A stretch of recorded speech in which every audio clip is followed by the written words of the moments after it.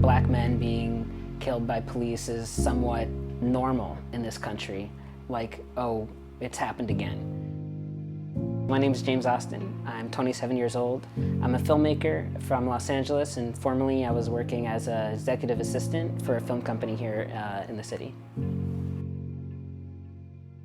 Hearing the news about George Floyd being murdered by the police, that news itself was not what was surprising, because unfortunately those kind of events, Black men being killed by police, is somewhat normal in this country.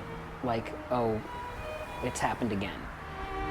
But the thing that was surprising was seeing the response around the country, and that people were going out into the streets and protesting in a bigger way than we had ever seen before. I didn't want to relive the trauma of these similar kind of events in new forms. So right away I didn't go out and protest, because I still also hadn't really made up my mind yet about sort of the events and how I was feeling about them. But then also just the caution around not wanting to also be involved in spreading the coronavirus.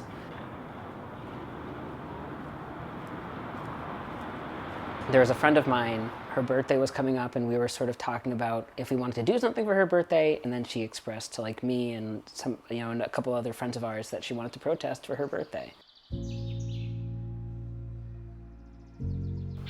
Hello. Hello.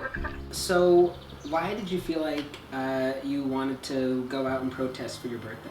Being Chinese American, we are also considered people of color in this country. We are considered minorities. And especially with COVID, we've seen a lot of racism towards Chinese people or, any kind of Asian. I've been sitting at home, reading about the protest, watching it every night on TV. Everyone was talking about and all the issues. It was so moving, and it was like I felt so angry and so powerless that there was just no way that we could continue sitting at home and just watching it on TV when it was happening like right outside of our windows. I definitely grew my respect, I think, for her, that she wanted to do something, sort of higher than herself. So we all met up at City Hall and added our bodies to the crowd. And there is some people who were giving speeches on the steps of City Hall. We're coming together to demonstrate in a respectable, peaceful way. And then at one point, everybody started to march. There was a sort of a biker group that had sort of joined in with the protesters and were riding alongside of us. The bikers with their machines, vocalizing this anger, this upset, this unity that they wanted to express of we are all here together protesting the same thing, because it's so loud and it's so powerful. It's like there's no way you wouldn't be moved by it.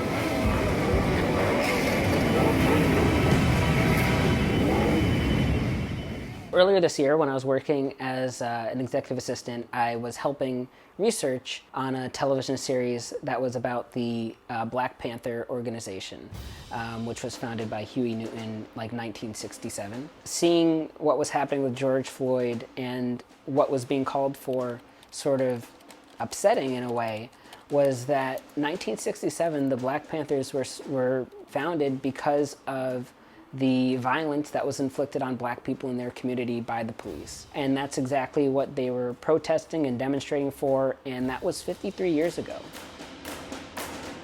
So many of the same type of incidents and things that I saw growing up are still continuing.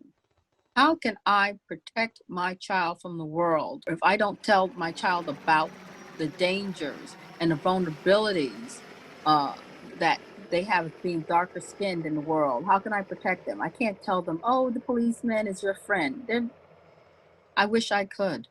I have to tell, this is a speech that almost all Black parents have to have with their children. When you are approached by a police officer, no sudden moves, no this, hands on the wheel, which a lot of white parents don't have with their children. Over at Silver Lake, they decorated the fence with the names of countless Black Americans that had been killed by the police, and you could just drive along there and just see name after name after name after name. I mean, I can't even go off and list half of the people that were, because the list is unfortunately very long. There was a friend of mine, we were sort of talking when the protests were happening and kind of both feeling that sort of helplessness of like, what do you do in the face of something so large? But we don't have to tackle the big picture. We can tackle the people around us. It's like, let's talk to our friends, let's talk to our family, let's get involved in a very local way and see what we can change just in our neighborhood. Can we share ideas and influence one another and be more accepting of the people in our own lives first before we try and do something in a big, big way?